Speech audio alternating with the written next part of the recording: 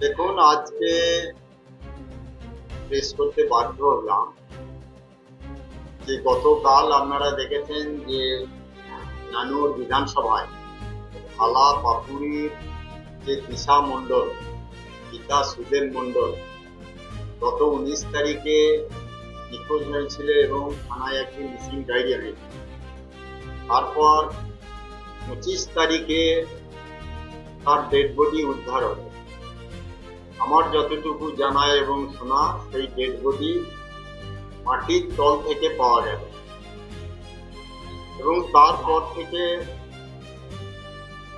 Sean হসপিটালে পাঠানো হয়েছিল পোস্টমর্টমের জন্য। আর সেই পোস্টমর্টম এখানে সঠিক হবে না বলে এখানকার যিনি সুপারিনটেন্ডেন্ট তিনি রামপুরহাট মেডিকেল কলেজ হসপিটালে রেফার করেছে এবং সেই পোস্টমর্টমের রিপোর্টের পর নাকি এখন ডিএনএ টেস্ট করার পর যে ওই দিশা মণ্ডল ওই মেয়েটি, সেটা নাকি প্রমাণ হয়েছে। আর তার জন্যে গতকাল সন্ধ্যার দিকে, মানে সূর্য ডোবার পর সন্ধ্যার দিকে তার ডেড বডিটি তার বাড়িতে পৌঁছে দিতে যায় পুলিশ।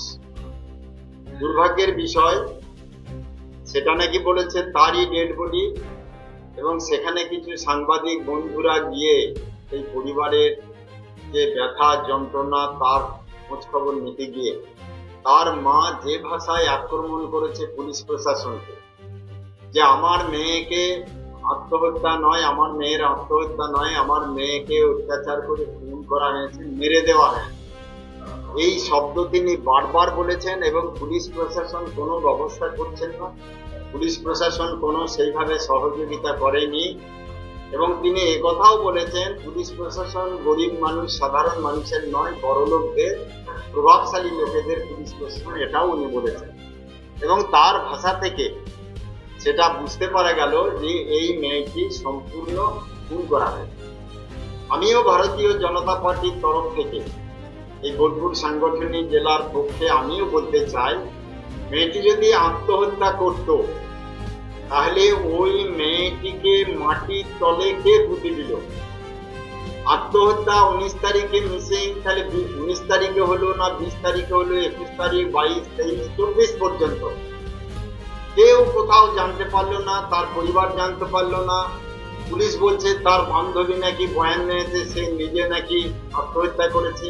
তাহলে সেই বান্ধবী তার মা বাবাকে বললো না, যে মারা গেল তার মা বাবাকে বললো না, পুলিশকে বললো না, মিডিয়াকে বললো না, কোনো প্রতিবেশী, বন্ধু বান্ধব, আত্মীয় স্বজন কাউকে বললো না।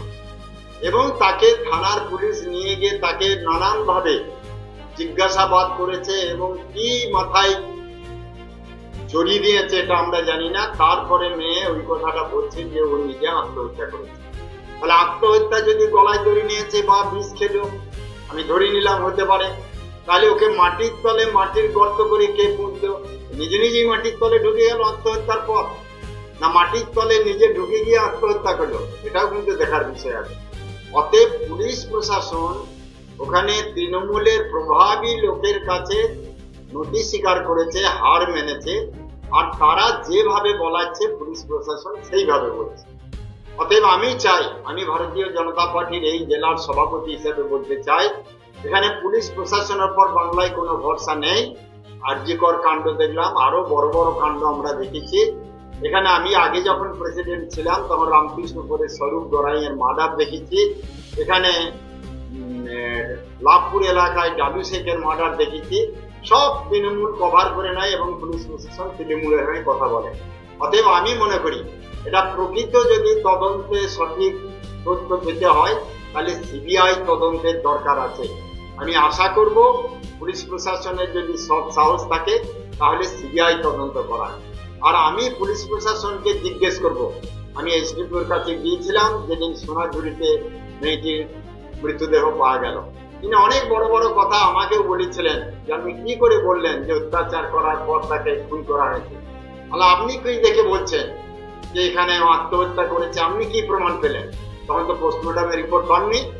তাহলে ওনারা যদি বলতে পারে আমিও বলতে পারি। অতএব আমি বলবো এই কারণে, ওই মেয়েটি যদি আত্মহত্যা করতো তাহলে কোনো জায়গায় পড়ে থাকতো এবং সেখানে মানুষ এখন যেমন শুনলাম যে কুকুর সিগালের তাকে টেনে বের করেছে, তখনও কেউ না কেউ কোনোভাবে এটা বেরিয়ে যেত এবং মানুষ জানতে পারতো, কিন্তু জানতে পারলো না। জানতে পারলো কারা?